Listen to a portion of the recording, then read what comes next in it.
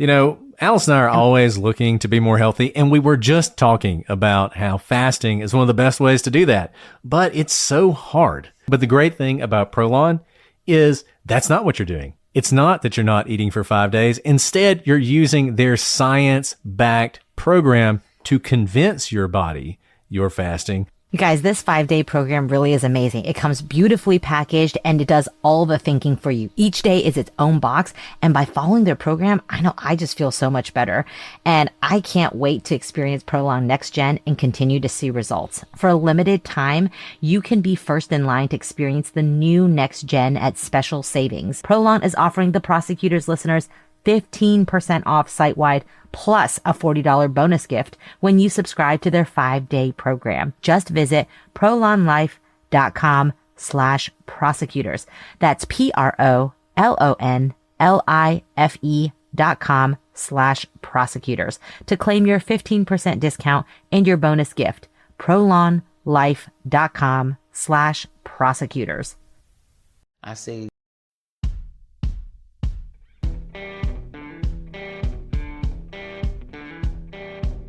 I'm Brett, And I'm Alice.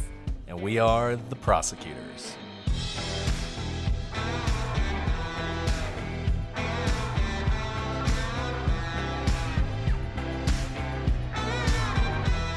Today on the Prosecutors, murder is depressingly common, but a killer clown? Who killed Marlene Warren?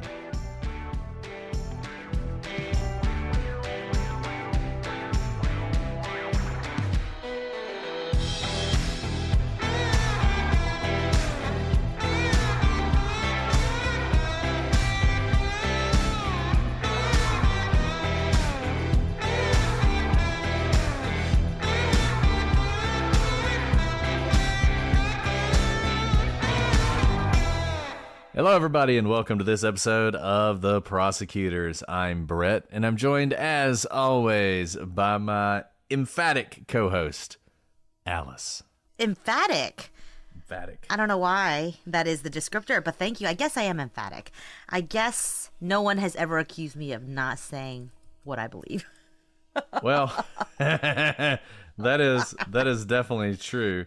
I could have called you, calorophobic, which I guess means afraid of clowns. That would have worked, too.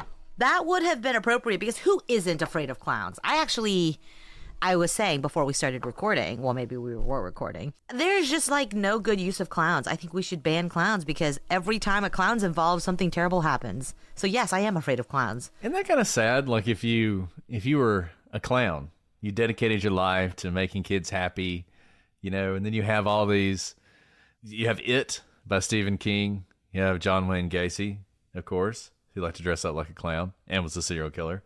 I mean, it's rough. Killer Clowns from Outer Space, great movie if you haven't seen it. It's rough being a clown these days. It's hard to be anything other than creepy.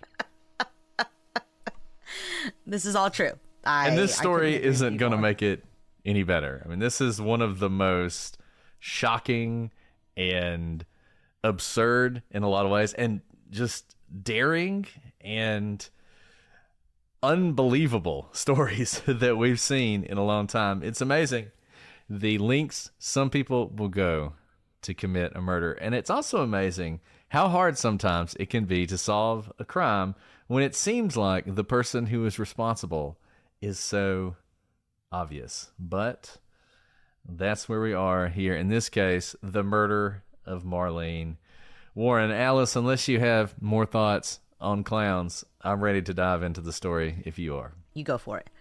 Well, this is going to take us all the way back to 1990. Bizarrely, though, it will lead us right up to the present day, to Wellington, Florida, because, I love Florida. People often say that the panhandle of Florida is basically lower Alabama. It truly is. But man, if you're going to have a crazy story with a lot of weird twists and turns, 9 times out of 10, it's going to be Florida. It just is. It's kind of strange. You would think it would be spread out a little bit more, but for some reason, Florida just draws the very best and the very weirdest. And this is a strange case. So Marlene Warren was beloved by many before her shocking death at the age of only 40 years old. Marlene was born and raised in Michigan and described as friendly, loving, kind, and courteous. She loved to bake and to paint. In particular, she liked painting clowns. Yes, you heard that correctly, because there was a time when people still liked clowns. As a matter of fact, as an aside, while we're talking about this, my wife, when she was a little girl, I don't know, collected clowns is the right word, but in her room to this day, they're just all these clowns, like clown dolls and stuff. And it's pretty creepy, I admit. But like I said, I don't think clowns are always viewed with the level of fear as they are now. And I'm sorry, we just have to stop for one moment because I think all of us agree who've been listening to this podcast for years that the hero of the Prosecutors podcast is Mrs. Brett. But that is the weirdest thing I've ever heard any child do. Lover of clowns, apparently. We've never really talked about it.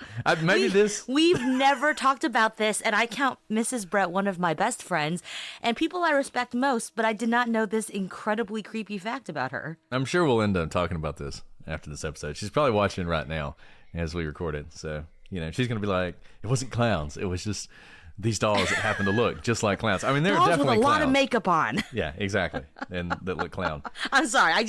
Not to call out Mrs. Brett. I just have to say whatever was on everybody's mind, which is that's creepy. Anyway, so much like Mrs. Brett, Marlene loved clowns.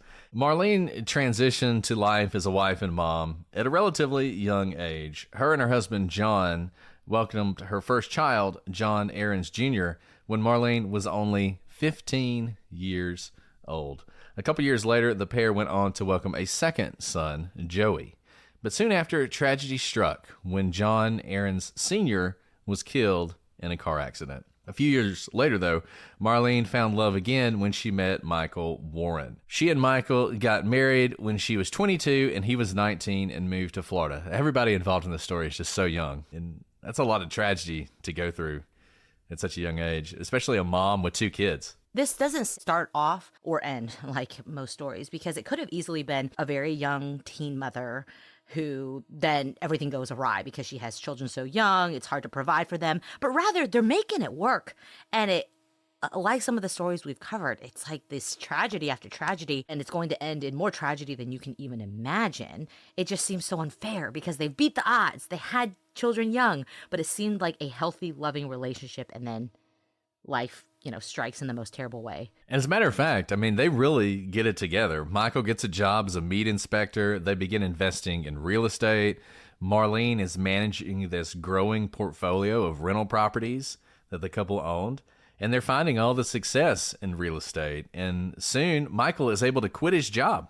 And he opens up another business, a used car business known as Budget Motors. And this is just an amazing life that I'm sure Marlene, when she was living through that tragedy, she loses her husband at such a young age. She probably never could have imagined anything like this, but they have so much success that they're able to purchase a home in the Aero Club, which is a wealthy private community in prestigious Wellington, Florida, where members even had access to a private airstrip. And I feel like, once again, if we were in Dateline, this would be the moment where someone would say, the kind of place that nothing tragic ever happens. You're right, Brett. Marlene thrived both personally and professionally in Wellington, but Mike, who is described as rough around the edges, had a difficult time fitting into this upscale lifestyle. He was arrested in 1983 for odometer tampering at his used car lot and sentenced to 18 months probation. One thing I want to note about this odometer kind of tampering, so technically, this is, I think, like when we do prosecutions, I think it's technically classified as a white-collar crime, right? It's not a violent crime. You don't use a weapon. It's kind of, sometimes you'll hear people say, oh, like, who's hurt, right? It's a crime of fraud. But what I've noticed in these types of fraudulent cases, so it's not like wire fraud, not these like big sophisticated Ponzi scheme cases where you're getting billions or millions of dollars from the government or people. Kind of these low level fraud cases I find seem to be very intertwined with violence as well. And I think you'll begin to see this. So while it may seem like, oh, what's the big deal? He's tampering with odometers. You see this kind of getting your way through low means and not trying to do these things to necessarily even get rich, but this is kind of your outlook on life. Everything can be cheated for your own gain, even these small things. Because odometer tampering doesn't take that much. Guess what? You also don't make that much on it, right? So you're not making massive amounts of money. And so this way of viewing life, you're going to see kind of take fruit in really tragic ways. And as if Marlene didn't suffer enough with kind of, she's holding it together. She seems to be flourishing. She is married to someone who is getting in trouble with the law. She has lost her first husband. In 1988, tragedy struck again when Marlene's oldest son, John Jr., died in a car accident at only 22 years old. The grief of losing a child caused added stress on the Warrens' already struggling marriage. Those of you who've studied psychology or, God forbid, have gone through something like this know there's really almost no greater stressor on any family than losing a child. Now, Mike and Marlene were living virtually separate lives. Marlene was focused on running the rental properties, while Mike focused on running Budget Motors. It was there that Mike met 27-year-old Sheila Keene. She was the wife of one of his tow truck drivers. And the two were described as having an instant connection, and they began an affair, although both of them denied it, seeing as they were both still married.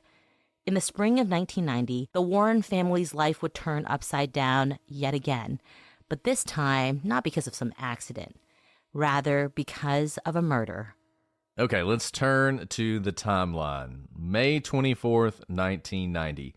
Two women who worked at Capezio Costume Shop recalled a woman coming in just as the store was closing, and she was looking to purchase a clown costume. Now, the ladies asked her to return the next day when the store was open. I mean, they were basically trying to get out of there. You know how it is if you ever worked in retail or worked in a restaurant and somebody walks in 2 minutes before the store closes. Technically, you have to serve them, but you kind of want them to leave because you're ready to close up and go. But she pleaded with them, begged them for this clown costume, telling them that she needed it that night. And they took pity on her and agreed. And the woman purchased a clown costume, a wig, and extra white makeup. The employees would later describe the woman as around 5 feet 8 inches with brown eyes and long chocolate brown hair. And I won't spoil it for you, but they will eventually identify the person who purchased the costume in a photo lineup. So a couple days later, May 26, 1990, at about 9:15 a.m., and again, this wouldn't be discovered until later in the investigation, but we now know this, law enforcement is able to determine that the specific Mylar balloons found at the crime scene were purchased at a Publix near Sheila's work. Publix, if you don't have them around you, it's just a grocery store, a pretty big chain. Employees at the store remembered someone coming in to buy these balloons, and they described the person who purchased the balloons as a woman with long brown hair, which matched Sheila's description. And remember, Sheila just so happens to be the person that Marlene's husband is having an affair with. So this takes us to 10:45 a.m. Marlene is making breakfast for her son and some of his friends at their home in Wellington, Florida. She hears a knock at the door, and when she looks out the window, she sees a clown standing there with a basket of flowers and 2 balloons. And remember, Marlene loves clowns. She would paint clowns. She opens the door and exclaims, "Oh, how nice." But as soon as the words were out of her mouth, the clown dropped the gifts and pulled out a gun, shooting Marlene in the face. Now remember, her son's there. Her son's friends are there. Her 21-year-old son, Joey, he gets a quick glance at the clown and can only identify that whoever this was had brown eyes and big hands. And this initial description of big hands will lead investigators to believe that they are looking for a man, which, once again, we talk about this all the time.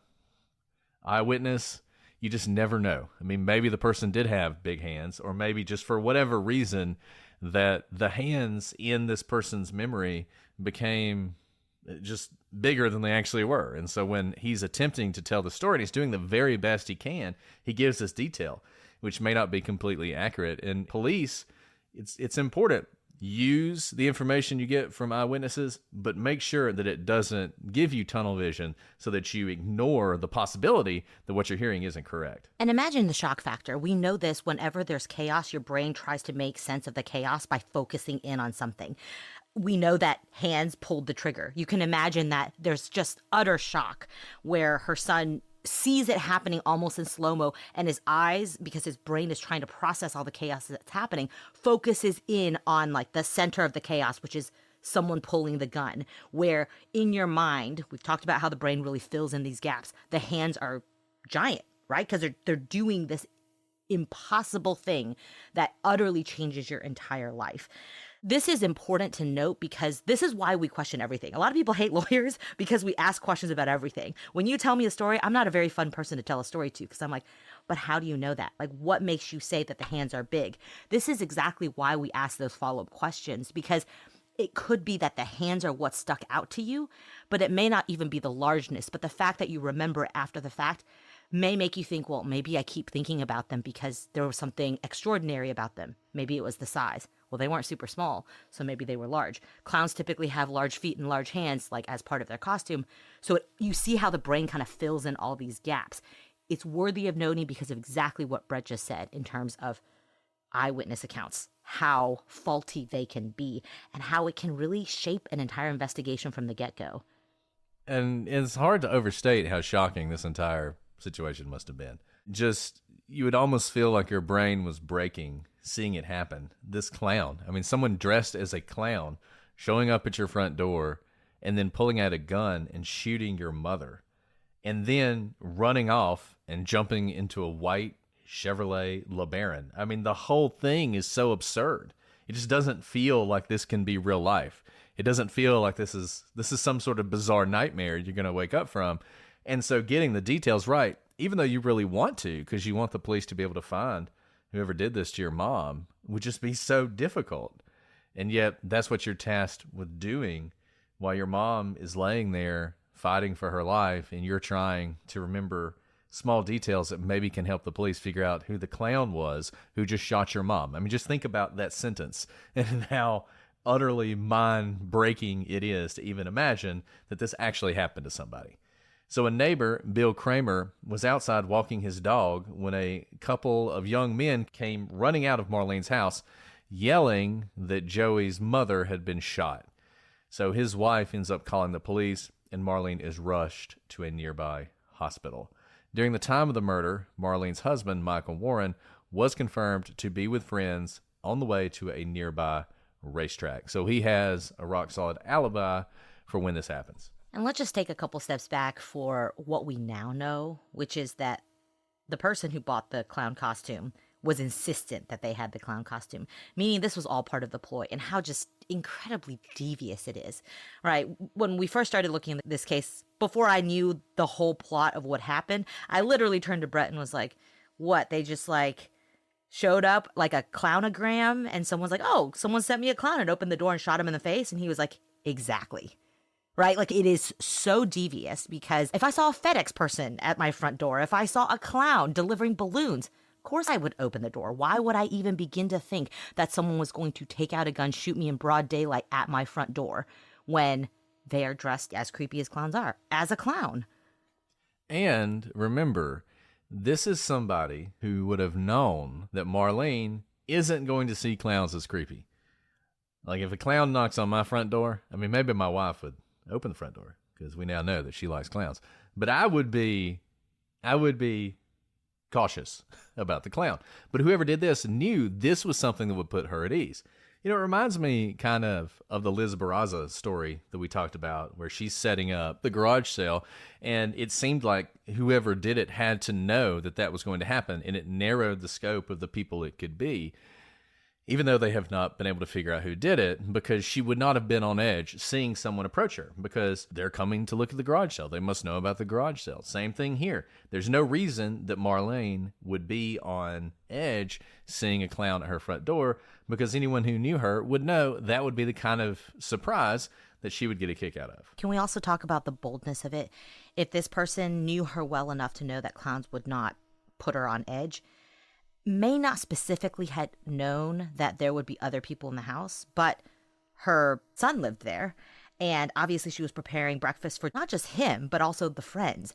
So to do this with the knowledge that others are there, pretty much grown men too, right? Like they're young adults, but they aren't small children. So people who could potentially be protective, which is why I think it was such an immediate thing. As soon as she opened the door, the gun was pulled rather than some sort of struggle, because there was no time for anyone to be able to help her. But to do it with the knowledge that very likely there'd be witnesses and there'd be able-bodied people who could seek help quickly is just mind-blowing, the boldness of this plan. Now, 2 days after the attack on May 28th, 1990, Marlene sadly is removed from life support and she passes away. The shot, such close range to her face, was just not something she could survive. She was only 40 years old. On May 30th, 1990, the white Chevrolet LeBaron that was driven during the attack was found in a parking lot of a Winn-Dixie, another grocery store, and it was only 8 miles from the crime scene. The police investigators got inside the vehicle and they found orange curly fibers, which appear to be from a clown wig, and also long brown human hair. Obviously, this is just a judgment, but long indicates maybe a woman rather than a man. Remember how originally from the eyewitness account from Joey, they were looking for a man at first because of the large hand description. So this is an interesting find because of that brown hair mixed in with the wig fibers. Now, that same day, investigators obtain a search warrant to search Sheila Keene's apartment. You see that she's immediately on their radar. Orange fibers were found on clothing inside of her apartment, which seemed to match the fibers from a clown wig. Doesn't this all seem to be like, oh, we're connecting the dots really quickly? This is just days after the murder. Later in the investigation, police discovered some interesting information about the LeBaron. According to Court TV, a couple rented a white LeBaron from Payless Cars, which is a car lot near Budget Motors. Remember Budget Motors? That's where Marlene's husband ran his business. When it was time to return the vehicle, they looked up Payless Cars in the phone book to call and ask for instructions on the return process. They found an advertisement for Michael Warren's company, Budget Motors, and due to confusing advertising, mistakenly thought that Budget Motors was Payless Cars.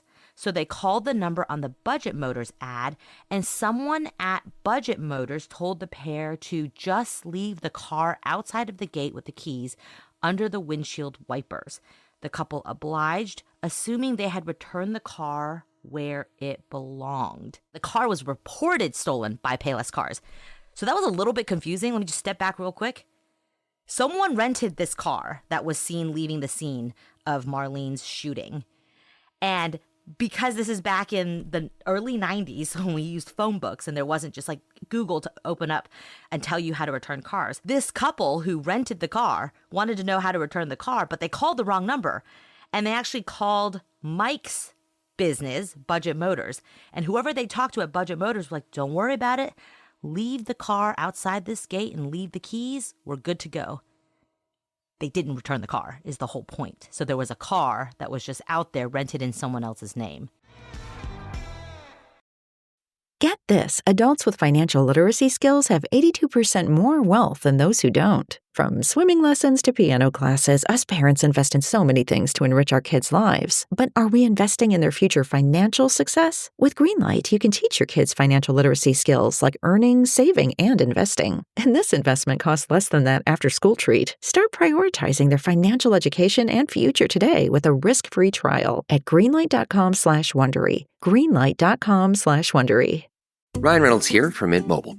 I don't know if you knew this, but anyone can get the same premium wireless for $15 a month plan that I've been enjoying. It's not just for celebrities. So do like I did and have one of your assistants switch you to Mint Mobile today. I'm told it's super easy to do at mintmobile.com/switch. Upfront payment of $45 for 3-month plan, equivalent to $15 per month required. Intro rate first 3 months only, then full price plan options available. Taxes and fees extra. See full terms at mintmobile.com. Bombas makes the most comfortable socks, underwear, and T-shirts. Warning, Bombas are so absurdly comfortable you may throw out all your other clothes. Sorry, do we legally have to say that? No, this is just how I talk, and I really love my Bombas. They do feel that good. And they do good, too. One item purchased equals one item donated. To feel good and do good, go to bombas.com/Wondery and use code WONDERY for 20% off your first purchase. That's BOMBAS.com/Wondery and use code WONDERY at checkout.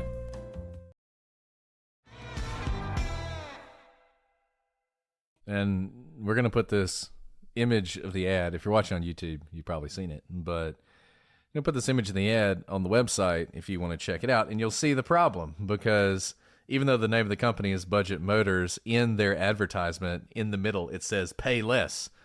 So this couple, they're flipping through the yellow pages, which I realize for some of you out there, you're like, what in the world are you talking about? They're flipping through the yellow pages. They're looking at the auto rental section, and they see this ad, and it says pay less in the middle, which, this is basically a copyright violation by Budget, because they're obviously trying to do exactly this to confuse people who are looking for pay less.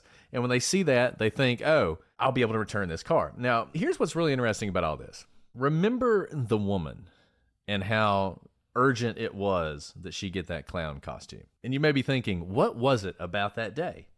Why did she need it that day?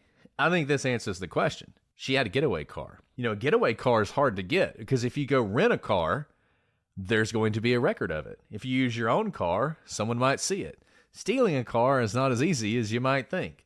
But this car just drops into the killer's lap, who I'm going to assume is connected to Budget Auto, and who obviously the police assume was connected to Budget as well. It's pretty clear the police, it didn't take them long.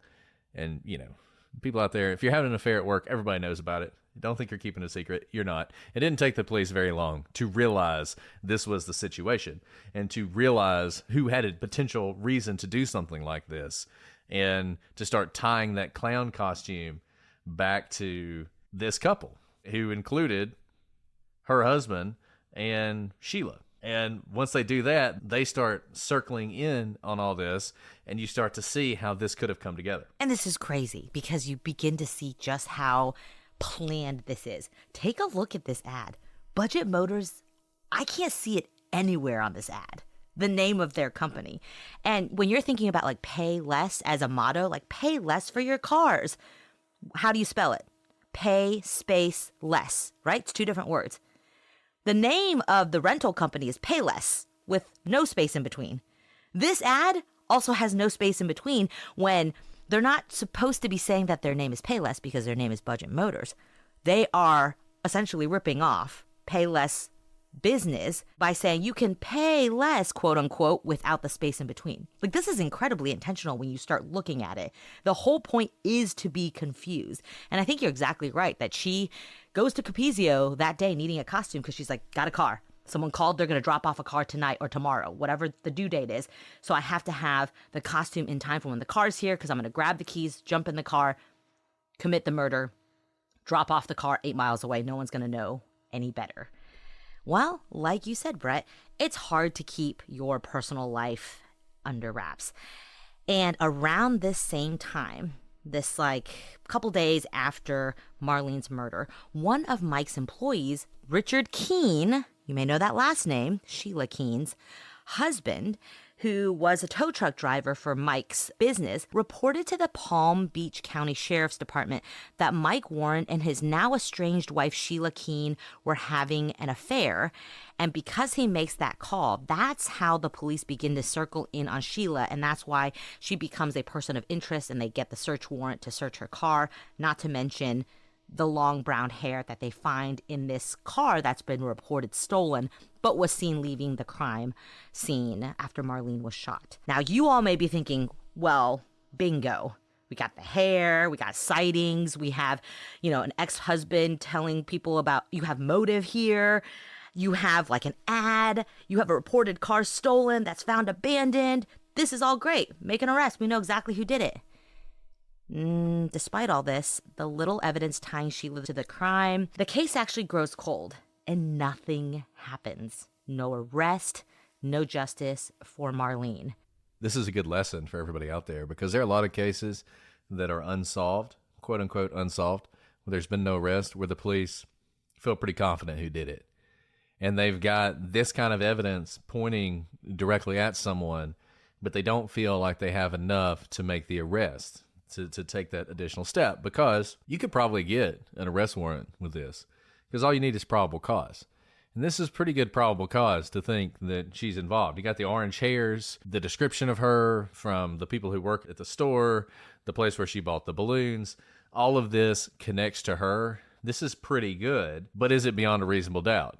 You know, are you sitting out there right now in the world? Would that be enough for you? If that's what you had, some orange fibers that appear to be the same kind of fibers that would be in a clown wig, and some brown hair, is that enough for you? And an affair, is that enough for you to say guilty beyond a reasonable doubt? And the police and the prosecutors, as we've said before, the job is to gather enough evidence to convince a jury, but you have to be that gatekeeper. And I think it's pretty clear that here they knew that wasn't enough. They knew that didn't reach beyond a reasonable doubt. And so they're waiting for one more piece of evidence to break the case open, a witness, some more physical evidence, something that cinches it all together and allows them to bring charges. Unfortunately, it's going to be a while before that happens. Fast forward to 1994. So during the investigation, police do begin to look into Mike Warren's business. You know, that's the thing. Once you bring police attention down on you, all of a sudden, they begin to find things. In 1994, he was convicted of grand theft, racketeering, and odometer tampering, back to his old ways. And he would serve almost 4 years in prison as a result. But when he gets out of prison, he continues right with this great love story with Sheila. And in 2002, Mike and Sheila are married, and they moved to Tennessee, where they purchased a fast food restaurant called the Purple Cow, which makes me mad because I love the name of that restaurant, and it irritates me that these two get to have such a cool named restaurant. And Sheila actually changes her name. She's no longer Sheila. She's now going by Debbie Warren. Which is not a nickname. For those of you who may not be from the U.S., Debbie is not a nickname for Sheila. It seems pretty clear she's totally changing her identity. Absolutely. So in 2004, Mike and Sheila, a.k.a. Debbie, buy a lake house in wealthy Abingdon, Virginia, and settle into the community. Sheila was generally well-liked by her neighbors, who obviously had no idea what sort of crime she may have been involved in the past. But several people still had a problem with Mike. Remember, Mike never really fit into the last wealthy neighborhood that he lived in. He was rough around the edges. He was involved in these kind of frauds. And as Alice said, you guys would be surprised. There are just a certain subset of crimes that appear to be nonviolent, white-collar-ish types of crimes that really are connected to sort of the criminal underworld. One example that just always pops to my mind is this is a fictional character, but you know the father from Matilda, the movie and book by Roald Dahl, where she's not an orphan, but her parents like essentially are terrible parents, and she eventually gets adopted by Miss Honey, her teacher. Her father, if you remember, who's played by Danny DeVito in the movie version, you can also read the book. He's a used car salesman who regularly does odometer tampering, right? Like that's the thing he teaches all his kids to do. And Matilda, I think, gets in trouble because she thinks that's wrong, like morally, and she doesn't want to do it. And so as a result, her parents are like, you're not one of us. Like, this is just how the world works. We turn back odometers, we make money. It's no big deal. Obviously, the story kind of paints this fictional character as this very unsavory man who is the kind of man who would essentially kick his own flesh and blood to the streets, even though she's not an orphan, treat her essentially like an orphan. And he does other kind of just bad things in his life. I don't think he's ever violent, you know, like a murderer in the stories, but that character is a prototype for a reason, right? Like a stereotype for a reason, because of the type of crime that you often see lead to a certain type of character. And I think when I think of Mike, I kind of think of that character that Danny DeVito plays in Matilda. So in 2013, and kudos to law enforcement for not giving up on this, because now we're talking 23 years after the murder, a cold case unit reopens Marlene's case due to advances in DNA testing. This is what we say about DNA. There are leaps and bounds, you know, every year. And so if there's DNA left behind, use it only when you are sure you can get something from it, because DNA is consumed whenever it's tested. And it gets sent off for kind of this specialized DNA testing that didn't exist 23 years earlier. And fast forward a few more years, still nothing really happens in terms of justice for Marlene. In 2017, Marlene and Mike, who have operated the Purple Cow for quite some time now, sell it and they begin a charmed retired life. Then on September 26, 2017, 27 years after Marlene's murder, finally an arrest is made. On September 26, 2017, Sheila Keene was arrested for first-degree murder. The DNA evidence, which took 3 years to test, had come back. And it showed that the tests were an identical match on orange hairs inside the LeBaron and those found in Sheila's apartment. They also found matches between her hair and hair found in that LeBaron car that was abandoned 8 miles away from the crime scene. All these things they had at the time, remember? But we can't just go off of eyesight. Like, a lot of people have brown hair. Orange wig is a little bit weird, but who knows? Maybe people have costumes around. But now that we have DNA testing and we can definitively tie not only her hair to the hair found in that abandoned car that she wasn't supposed to be in, remember? She didn't rent the car. So why is her hair in that car that was reported stolen?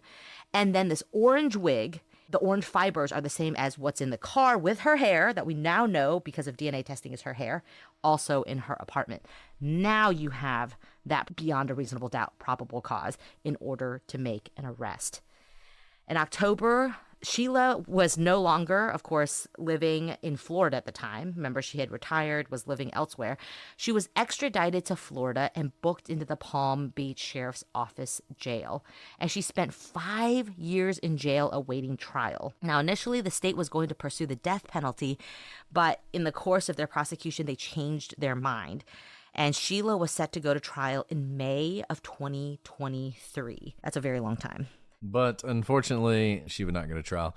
This is one of those cases that just sort of demonstrates the limitations of the justice system because it can only do so much. And in April of 2023, just before that trial was supposed to start, Sheila pled guilty to second-degree murder.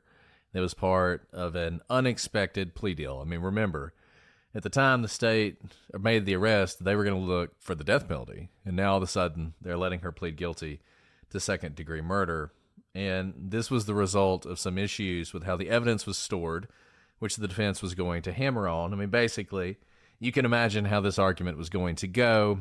The evidence was contaminated. How can you trust the DNA results? You know, it's probably some sort of accident that this DNA even connected to her. Somehow it was tainted in a way that would lead to this false positive, basically, is what the defense was going to say. And look, that was the evidence that the state had. The state had some good circumstantial evidence about the relationship between Sheila and Mike, which confirmed, by the way. I mean, given that they have been together ever since, they had that. They had some eyewitness accounts that seemed to match her. But really, it's the DNA that's going to cinch it. And remember those eyewitness accounts? They probably, when they figured out who it was later on, were having these eyewitnesses testify like 27 years later. That's really hard. This is why whenever we do a case where it seems like we just need one more, witness or one more piece of information to tie things together, we're like, tell it now. Because 27 years later, man, that cross-examination is going to be rough on the Publix employee. Yeah, the Publix employee may really remember Sheila Keene, but she's probably not going to be able to point out Sheila Keene 27 years later sitting in the room who's been going by Debbie for the last 20 years. And when asked on cross-examination, really? You worked at the Publix? How many customers did you see a day? Okay.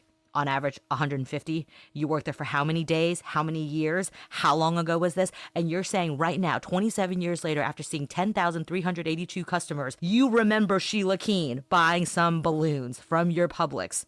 How long have you been meeting with prosecutors? That's just devastating. Doesn't matter how good that eyewitness is, right? And so all you have is the DNA. And if that's going to be at all weak, you can see how this is not going to be a slam dunk trial. And you want to get, after all this time, you want to get some amount of justice. You don't want her walking free. You want her at least to be convicted. And so she was, but she was only sentenced to 12 years in prison, which will include that time served, the 6 years that she had been waiting to go to trial since she was arrested. And because, it's a state sentence, state sentences don't tend to be day for day. The truth in sentencing is sort of rare in states. Some states have it, but not all do. So she gets 12 years, but she's expected to be released in 2025. So as we record this right now, it's August 2024. She's going to be out in a matter of months for this murder. And although she pleads guilty, she maintains her innocence. Liar. And Mike has never been charged in connection to his wife's death, though I'll go out on a limb and say Mike was definitely involved in this crime. I think if you look at how this all came together, it's difficult to imagine that she could have pulled this off on her own. That without knowledge and information from Mike about her habits, when she would be there, when Marlene would be there, the fact that Marlene loved clowns, the whole thing about the car, I mean, all this just ties together that this was something that when the opportunity came, they were going to strike. And the opportunity came when that car was dropped off, and they had a very short period of time before it was going to be reported stolen by the real Payless Motor Company. And so they had to move at that point, and that's why it happened when it did. I find it very hard to believe that Mike isn't involved, but unfortunately, the only way you could ever convict Mike is if Sheila was willing to testify. And now you have nothing over Sheila because you made the deal at 12 years. I'm sure, and I'm not being critical of the state and the state prosecutors at all in this case, I'm sure they probably tried that at first. They probably said, look, we're going for the death penalty. You need to tell us what happened. You need to tell us if Mike was involved. If Mike's behind this, tell us, and we'll take the death penalty off the table or whatever. She wouldn't do it. It was largely a bluff. They knew they had these problems, and they ended up having to make this deal, which is very unsatisfying for everybody and certainly isn't complete justice for Marlene, though at least it's not one of those cases where the DNA comes back and the person who did it, died warm in their bed at 95 years old after living a great life. There is at least the fact that Sheila will forever be known as a murderer. No more going back to the nice, wealthy suburb and drinking tea with the ladies. Everybody's going to view you as a murderer. And frankly, they're going to view your husband as a murderer as well, even if he was never convicted. So that is where this case stands. And as I said, Sheila is still in prison as we record this, but unfortunately, probably not for much longer.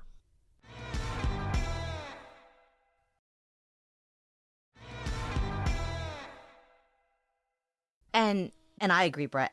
As a prosecutor, I don't know that there was much more they could do other than having Sheila flip to get Mike charged with anything. It seems incredibly clear that he had to have been behind it because of the ad, right? Like, why would Sheila take out an ad that was so misleading for someone else's company? It doesn't really make sense. They had to make sure that they were all in cahoots to have the right person answer the phone.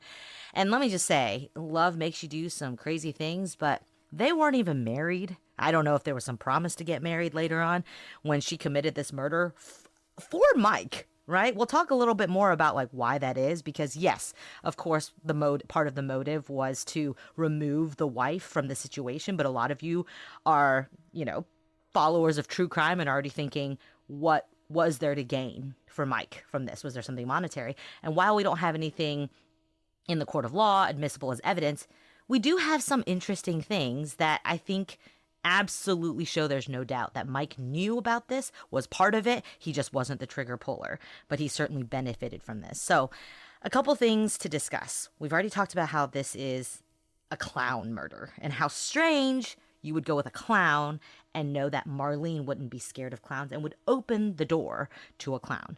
Well, this isn't that surprising, and it wasn't a surprise to those who knew her. Marlene and her family, they loved clowns. And she loved painting clowns, and her parents have a room actually dedicated to clowns in their home, which features some of Marlene's paintings. So this wasn't a secret. And if you were a friend of hers, you might in fact buy her something clown-themed in order to surprise her. And so when she saw that clown, remember what she said, "Oh, how nice." Because in her mind, she's like, everyone knows I love clowns. My parents have a whole room dedicated to clowns. I paint clowns, and someone sent me a clown. That's so nice. So we know that anyone close to her, you don't even have to be that close to her, but certainly if you're married to her, lived with her, have ever been to her parents' house, like a husband would, you would know that clowns don't scare her. In fact, they would delight her. So much to the point that she would never think that someone behind that clown suit would wish any ill will on her. And then that brings us to before Marlene's death, her son, her younger son who witnessed this horrific murder of his mother, Joey Aarons, was charged with attempted murder when he was just 18 years old. Now, the details aren't really clear, but it seems like Joey was hanging out with a gang of guys when someone else's actions resulted in the charge. So it doesn't appear like the allegations are that Joey actually killed someone, but he was probably at the wrong place at the wrong time with the wrong guys, right? And because of these legal troubles, he had a lawyer, Christopher DeSantis. And Joey's lawyer, Christopher, recalled a very interesting story from his time representing Joey that actually didn't have to do with Joey at all. When they were leaving the courthouse for Joey's case, Mike Warren approached Christopher DeSantis and asked him, if a husband were to kill his wife, what would happen to her estate? It's pretty on the nose. I just have to say, as a lawyer, people do ask me these very direct questions sometimes. And I was like, we don't have an attorney-client privilege relationship going on right here. I would maybe try to ask that in a hypothetical or like, I'm asking for a friend. But you can tell when he asked this question, he totally thought he could ask him and he could never say anything, right? Like you wouldn't ask that question to somebody unless you thought you had some sort of protection, because people don't really understand the attorney-client protection and the way it works. I mean, he's representing Joey. He's Joey's lawyer. Even if they're paying for it, this is another thing. Even if you're paying for somebody else's lawyer, the privilege is still between the client and the attorney, not the person paying and the attorney. So he asked this question probably thinking this guy could never repeat it. Not true. Absolutely. And so DeSantis thought that this was just curiosity because, my goodness, most of us are not thinking that someone's asking that question because they're planning to kill their own wife. So DeSantis responds, it really isn't an issue of whether a man kills his wife. The question is whether the man is convicted of murdering his wife, because if he's convicted of murdering his wife, he wouldn't inherit. But if he were convicted of a lower charge, he would, it wouldn't really matter. And not only that, DeSantis went on, but if he had a friend who did it and they couldn't tie him as an accessory to their friend, then he'd get away scot-free. This is a very legalistic answer. And it's legally correct, right? This is more of like we're sitting around in law school, throwing around, hypothetical questions. This is what lawyers do. This is why lawyers are terrible. But he gave him advice, essentially, right? Not meaning to give advice, because that is the actually right answer. Doesn't matter if you kill him or not. It's whether you're convicted or not. And look, maybe this lawyer is just lying because he wants to be in the middle of this story. I guess that's possible. But it is awfully remarkable that he tells this story, and what ends up happening. His wife is murdered, and not by him, by someone else, and he's never been tied to the crime. So whatever amount he did inherit, and recall, he had this business selling used cars. What did she have? She had this old rental portfolio she was managing. If they get divorced, that's going to be split in half. If you have the right judge might say, look, she poured herself into the rental properties. You poured yourself into the car company. The only reason you have the car company is because of investment from the rental properties. You're lucky to keep the car company. She gets the rental properties. Where the rental properties are where the real money is. She's the one who really built up this, where they would have this wealth that they enjoyed. So he's not going to want to divorce her. He wants to inherit that. And what does he do? He does. And like I said, there are limitations to the justice system, and there's simply not enough evidence to say definitively that he was involved in this. I know what I believe. I know what you believe out there, because you're all smart people. But convicting him in a court of law, doing it beyond a reasonable doubt, would be incredibly difficult. And so he's going to get away with this. To the extent he was involved, if he was involved, he's going to get away with it. He will not be convicted of it. And his lover, his mistress, who murdered his wife, is going to serve 7 years, 8 years in prison for that murder. And then she's going to get out as well. And then that money that Marlene was murdered for, they'll get to enjoy for the rest of their lives. I mean, that money probably helped them buy the purple cow. right? That's exactly what it got them. It got them the purple cow that they ran. It got them their Lux retirement in Virginia. They have already lived an entire life off the backs of Marlene's murder. And even though there is a conviction, and thank God there is, because in a lot of these cases, especially if 27 years have passed, there's not even going to be a conviction. At least there is a conviction for Marlene's murder. But this is one of those unsatisfying cases in terms of the justice system having its limitations. And I don't think it's because of shoddy police work or anything like that. In fact, but for the police reopening the case and sending it off for DNA testing that took 3 years, there wouldn't even be justice in Marlene's case. But one thing you can do is to tell this story and to know all of the details of the case, because the truth is still out there. Whether there's you don't need a conviction in order to seek the truth in a case. And Marlene really seemed like a wonderful mother who was doing wonderful things for her family. And for her to meet an end like this in the cruelest of ways, literally at the hands of something she delighted in. Like, we made fun of clowns at the beginning of this, but like, so what? Whatever you enjoy, like you like puppies, you like kittens, you love kittens. Someone shows up at your door with a basket of kittens and pulls out a gun and shoots you in the face knowing that you love kittens. I mean, there's just something so deeply dark and evil about that. And that's what they did to Marlene. So that is the case. I don't think there's a mystery to it. And I'm glad there's not a mystery, because Marlene deserves the truth. And just remember that. Don't always look to the justice system for justice. There are other ways of justice. And one of those is speaking Marlene's story. And that's what we've done here. And thank you guys for, being a part of it and getting her story out there. And I think that's absolutely right, Alice. This is a story that needs to be known for 2 reasons. Number one, because Marlene was a remarkable person who overcame a lot of adversity, tragedy in her life to make something out of her life, and to be an impressive, wonderful person who was beloved by everyone who knew her. That's the first reason, because she deserves to be remembered that way. The second reason is because Mike and Sheila, Debbie, whatever she wants to call herself, they need to be remembered too. And everybody who runs into them needs to shun them. They need to be isolated. They need to be pariahs. They need to be looked at as murderers or someone who gave comfort to a murderer, whatever you think Mike's role is in this. As far as I know, he hadn't left Sheila. He hasn't condemned her. And if he takes her back when she gets out of prison after she's been convicted of murdering his wife, then he deserves whatever he gets as well. So people need to know that, and they need to treat them accordingly. Now, amazingly, this story I don't think is as well known as you would think it would be, given the details and the involvement of a clown, but there are lots of other resources if you guys are interested in this. We'll post a bunch of them on the website. I know Crime Weekly did coverage of this case. I'm sure it's fantastic. I haven't listened to it, but I'm sure it's great. There's also been several, I think Dateline did this, maybe 2020 as well. So there's a lot of different things you can watch if you want to learn more about this amazing case, and if you want to remember Marlene and her life and what these people did to her. Okay, well, I know that one probably blew your minds. We want to hear what you think. Shoot us an email, prosecutorspod@gmail.com, at prosecutorspod for all your social media. And join us on Patreon, and you can listen live and ad-free. And I'm just going to go out on a limb and say that by the time this is edited, this is going to seem like it was an incredibly smooth, just amazingly professional podcast experience. But if you were here watching it live as one of the 80 or so patrons, you saw something completely different. It was one of the hottest messes you've ever experienced.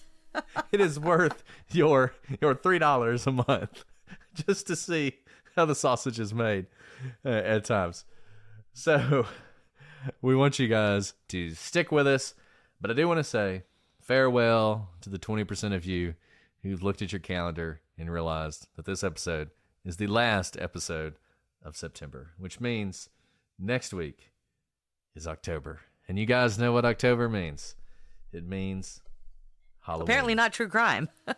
Apparently not true crime. I'm kidding. Even though we're gonna have plenty it's all of true crime, y'all.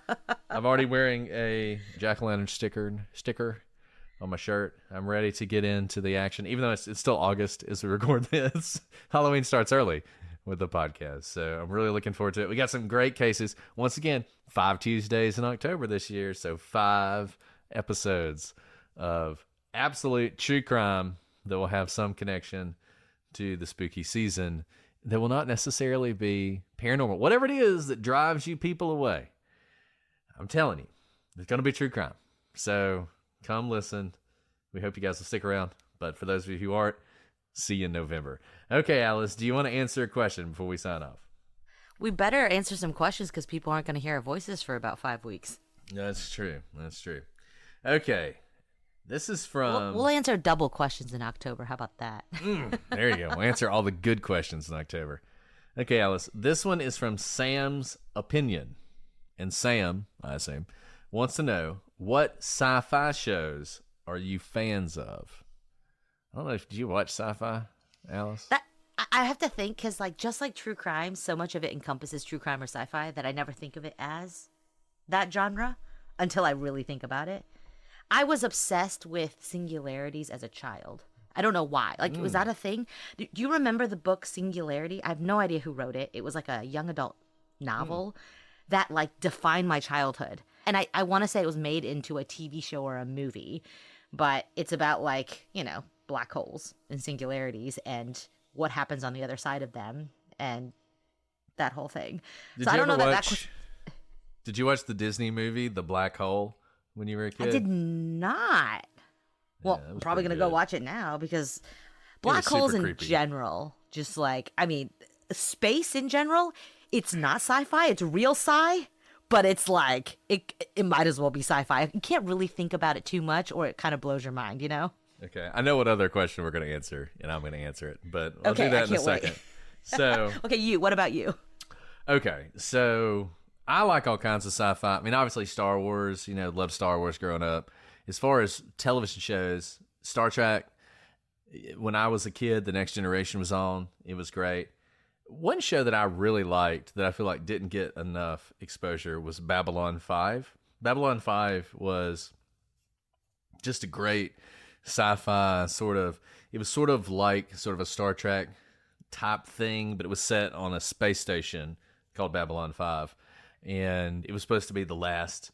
It was so cool because every season had a different opening. And so it would open up and it would be like, the place is Babylon 5. It was the last hope for peace, right? And then it would talk about how people met there and all this other stuff. Well, then in season 3, it opens up and it's like, Babylon 5 was the last hope for peace. It failed. And then and so it's just great, sort of epic sci-fi. So if you're into sci-fi and you haven't seen Babylon 5, definitely check it out. I think you'll like it. It was one of the ones I really liked. But I like a lot of sci-fi. I mean, Firefly was great. All that stuff. I read a lot of sci-fi. Yeah. I don't know that I watched that. But I also just don't watch a lot of TV. But I really do like reading sci-fi.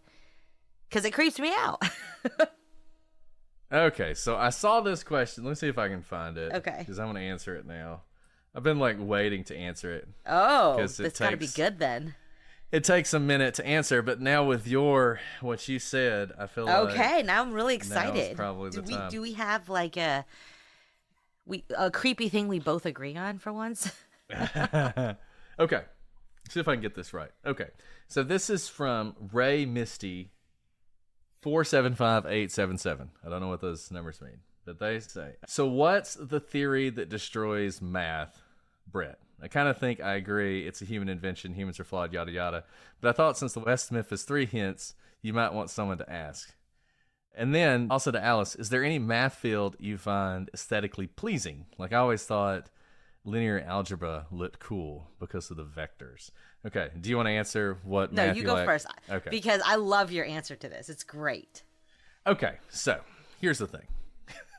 When I was in high school, and I think it was Algebra 2. I forget where limits are introduced into math, but you learn about basically numbers that approach another number but never touch the number. So if you've seen Mean Girls, for instance, I think the last question... The limit does not exist.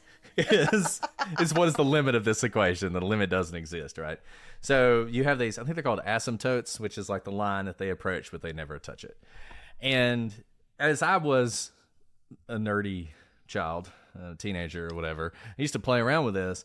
And one thing that I always noticed was that if you divide by a number, the bigger the number gets, the higher the line goes. And so, for instance, to explain what I mean by this. So 2 divided by 1 is 2, right? 2 divided by 0.1, though, is 20, right? And 2 divided by 0.001 or 0.01 is 200. So the lower that number gets on the bottom, the higher the number goes, right? So so if you graph this on a chart, you see that the lower the number gets, the higher the curve is going. And the curve is going higher and higher as the number at the bottom approaches 0, right? So now what is something that you all learned in math? What is a number divided by 0? Nothing. You can't do it. You can't do it. It's undefined, right? That's what they tell you. That's what they tell you in This math. is the lie. But in reality, if you think about it, the lower that number gets, the higher the other number is going. And so what it should be is infinity. So as you go higher, it your should be math infinity. problem here. But that's not what math tells you. What math tells you is you can't do it. It's undefined. Why is that? It doesn't make any sense. And it's never made any sense. But isn't infinity also undefined? Like the definition of infinity is actually that it's undefined? So sorry, here's I'm what's ruining your model. Here's what's fascinating about this and what ties back to what Alice said. And this is why, if you think about it, math falls apart. At this point, dividing by 0, math falls apart. And with it, everything that is built on that, physics, everything falls apart when you divide by 0. Let's talk about Einstein. So Einstein, back in the 20s, actually before the 20s, he is thinking about gravity. He's thinking about gravity and how gravity works. And under Newtonian physics, gravity is attraction between large objects. So the sun's really big, and so it attracts all the planets, and they go around the sun. And the Earth is bigger than the moon, so the moon is attracted to the Earth, and it goes around the Earth, and we are attracted to the Earth and everything else, right? And it makes sense, and it works. This is what's amazing about physics. That idea works perfectly in 99% of the situations you're ever going to be in. But there was a problem with it, and that was, how does gravity work across large distances? How can it be that this force is exerted over large distances? And even Newton said, you got me. Like, I have no idea, right? And basically said, look, there is a problem here. There's a problem in my own physics that I can't explain. And for hundreds of years, no one could explain it, and people tried different things, but they couldn't explain it. Then Einstein comes along, and he changes fundamentally the way we look at gravity. And he says, look, it's not an attraction, it's space itself being folded by large masses. So the sun is creating this massive distortion in space, and that distortion causes everything that's traveling to go around the sun, because essentially it's trying to travel in a straight line, but because of this massive dispersion, it goes around, right? It curves. It causes objects to curve. And so that's how space and time and gravity works. So Einstein came up with these really complicated equations, these field equations to describe gravity. They're really complicated. And he sends them out to all his sort of physicist friends, and to say, hey, this is my theory, this is what I think. Can you solve these really complicated equations? And one ends up, and I forget which scientist it was, but he's like in the German army at the time, like helping them aim their artillery. Which, just imagine, you got a guy who's like that brilliant, he's helping them aim artillery. You can bet they didn't miss with their artillery that often. And he gets Einstein's equation. So one day when he's not, firing off artillery in World War I, he's thinking about this equation. And what he does is he sits down and he thinks about, let me do the simplest thing I can do. Because really, when you get into these complex math ideas, it really all becomes philosophy. So he sits down and he thinks about, okay, what if I had a point in space that has no diameter, nothing like that? How would that work in this whole equation? So its diameter is 0 because it's a point in space. And he fills out this whole equation and it works. But there's a problem. Because when he does the field equation, there are two places in the equation where he ends up, because of the way he's defined this point in space, dividing by 0, which, undefined, right? But what he realizes is, What that means is at that point in space, when you divide by 0, the mass there and the effect on gravity would be infinite. And what is that when you have an infinite effect on gravity at a singular point in space? A singularity, a black hole. A singularity, a black hole. So at the end of the day... It's Leibniz, by the way. The mathematician is Was it Leibniz? Okay, yes. There you go.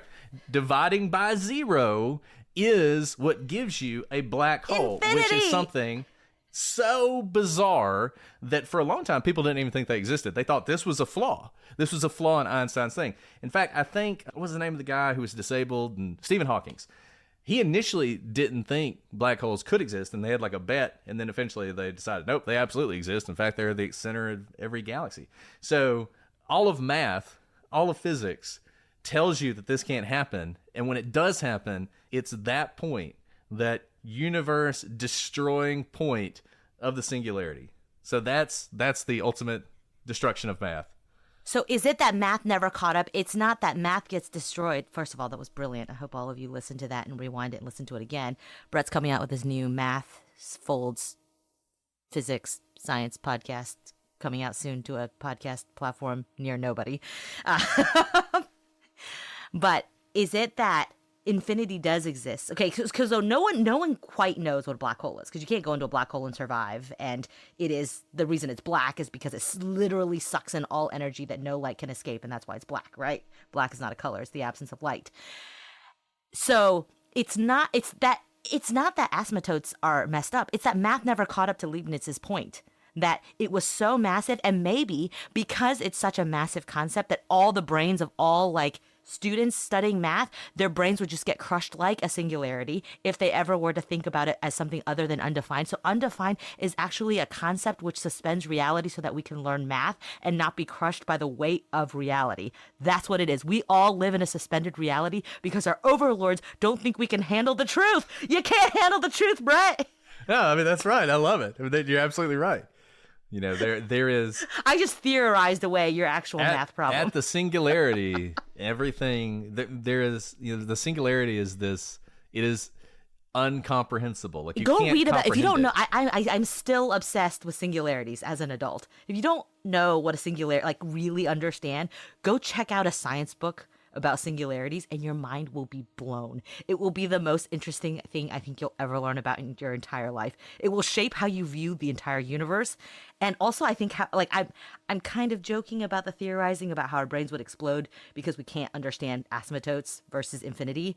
But I kind of think that might be part of it because we know for a fact that we can only give our brains so much to accomplish. So maybe like the smartest of the smarts, the Leibnizes, the Newtons, the Hawkings, they were like, you know what? The average human being, even with a very high IQ, cannot. Their brains will literally collapse with the weight, like a black hole, with the weight of the knowledge of true math, that we need to save humankind from the weight of knowledge. So we will call it undefined, because undefined can cover so many sins. Yeah, I mean, you hear undefined and you just say, oh, okay, I'm not even think about that. I'm not going to worry about that. Move it's on. It's just a Can't zero do that. with a dash across it. Yeah, exactly. Doesn't mean anything. Yeah. You know, it's just amazing. You think about the fact that we put people on the moon with imaginary numbers, right? I mean, you had a situation Literally. we could not figure out. Like, how do you have the square root of a negative number? I don't know. You know, the square root of 4 is 2. What's the square root of negative 4? 2 times an imaginary number that we can't even comprehend. But you plug that into all the formulas, and all of a sudden, you know, you're landing on the moon. And that is one of the most bizarre things. You know, a lot of people are like, oh, I studied math for a long time. I thought I was going to do math for a living. You know, a lot of people are like, oh, you like math because it's definitive, right? There are equations and there are answers, and there's only one way to do things. Unlike the theories that we espouse all the time in law, where we can get a million different rationalizations to get to the same point. That is highly annoying to a lot of people. But everyone says the good thing about science and math is there's a defined set of steps you take, and there's one right answer.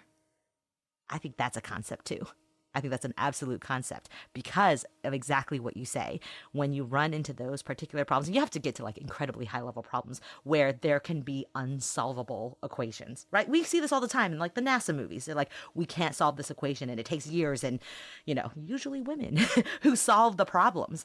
And it takes that long because there actually are these concepts that are beyond our conceptual thinking, but it doesn't mean they don't exist. And I also don't think there's just one way to get there. But I'm not going to be the one to test it when we're sending someone to the moon. Yeah, and, it's one of those things. It's like Newton's physics. Newton's physics, his equations work on Earth. Like you can use Newtonian physics to do just about anything on Earth, and you don't have to worry about it. You're not going to mess up. Plane's going to land. Everything's going to be fine. But once you get beyond that, then everything starts to fall apart. And frankly, all of our science is like that. Like we have a very low level understanding of the way everything works. And then the closer you get, like time. Like time truly is a construct, right? Like, I mean, when you were saying like time folds, like literally it is a construct. All these movies, these sci-fi movies about like if you go to a different planet and you age faster or you age slower because of the way time is a construct, because it is absolutely, it's all time, energy, light.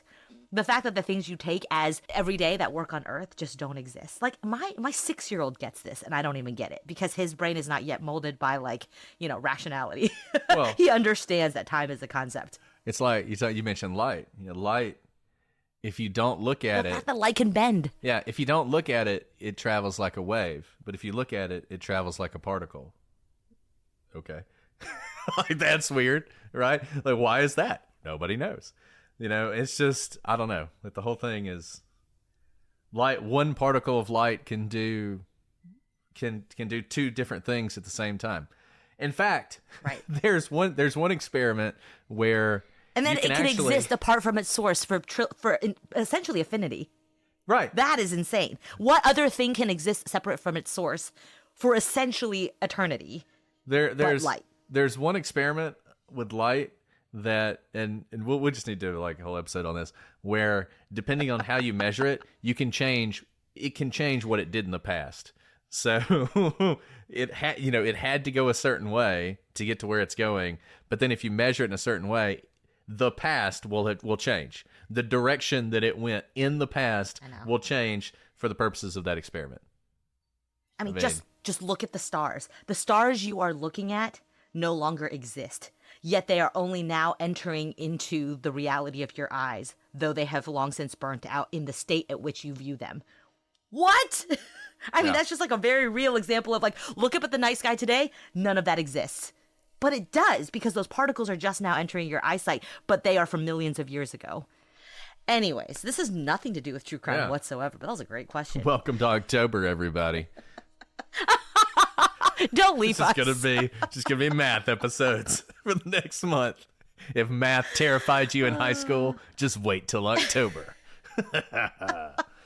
Okay. Well, this has been fun. This has been fun. All right, guys. We just spent more time on math than we did on theories in this case. True. I just want to point that out there. Because we know who did it. Talking about the relativity of time. Yeah, exactly. Maybe one day we'll be able to go back in time and see who all committed all these crimes. But I think we know in this case exactly who did it without the benefit we did it in this case of time travel. All right, y'all been awesome. Thanks for sticking with us. If you have any other math questions, thoughts, theories you want us to discuss, let us know. Otherwise, we'll try and stick to true crime, though, as I said, with a Halloween bent for at least the next 5 weeks. All right, Alice, I'd ask you if you had anything else to say, but I'm afraid where you might go. So instead, I'll just say we'll see you guys next week. But until then, I'm Brett. And I'm Alice. And we are the Prosecutors.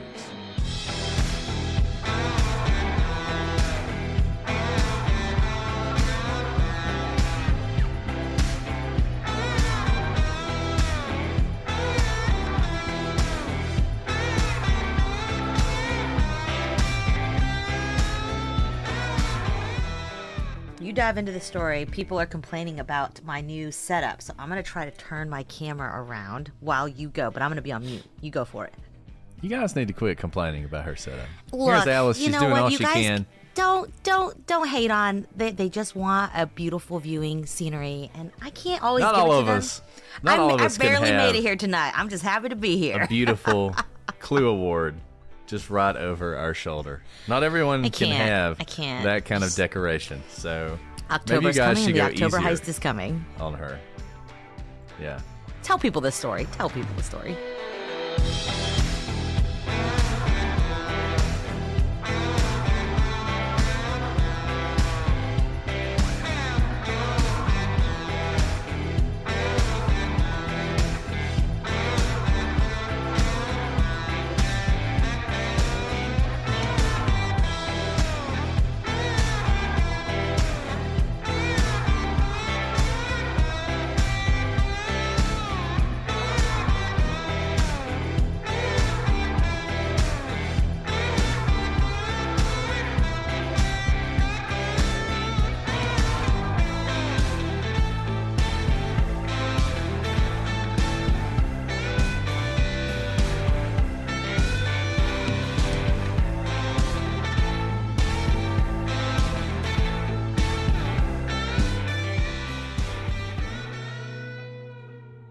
it's your turn. I'm so sorry. I'm sorry. Something popped up on my screen and I couldn't see anything.